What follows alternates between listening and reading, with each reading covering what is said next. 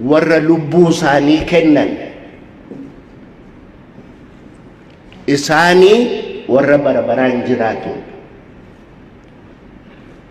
warri akki Abubakar Muusaa maqaan isaa har'aasitti hin ka'in guyyaa qubee kanaan waa katabuun dhowwaa ture halkan ijoollee walitti qabee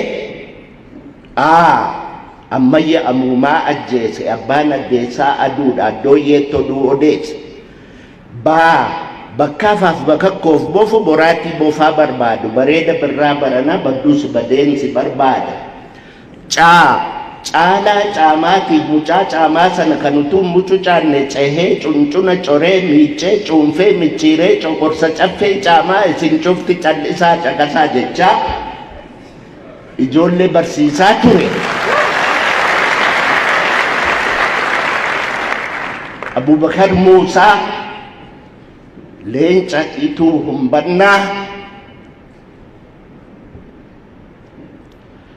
ajjeesanii waraabessi nyaate dargiitu ajjeese. Abubakar Muusaa Sheek Bakrii Saphaloo warri kun warra ijaajjee ilmaan haraamuutiin mormee qubee isin har'a jettan kana qubee isin akka har'a qoosaatti barattan kana nuyi halkan dukkana keessa dhokannee baran akka inni ifatti ba'uu fi warra akka Abubakar Muusaa fa'itu warra akka Sheek Bakrii Saphaloo fa'itu lubbuu isaanii kenna. Qubee amma jettan kana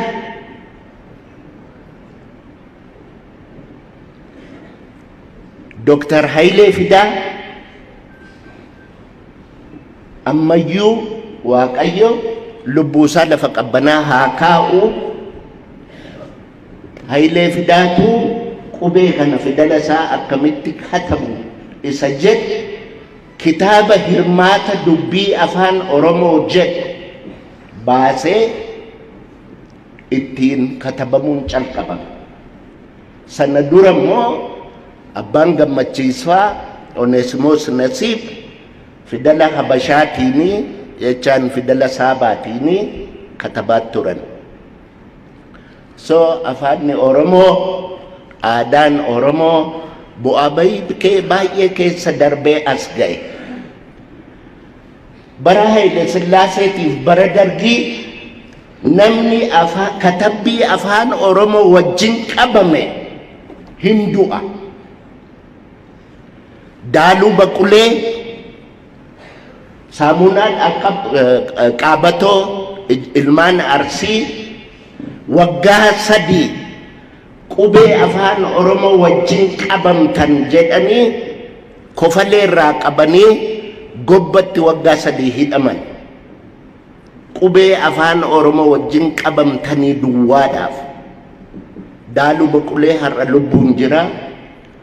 Saamunaa Dhaqqaboo lafanni jiru hin beeku. Ijoollee Arsii, leenca Arsii, ijoollee qubee afaan Oromoo dhoksitee bara Abubakar Muusaa sanaa halkan dukkana keessa warra barsiisaa turedha warri kun.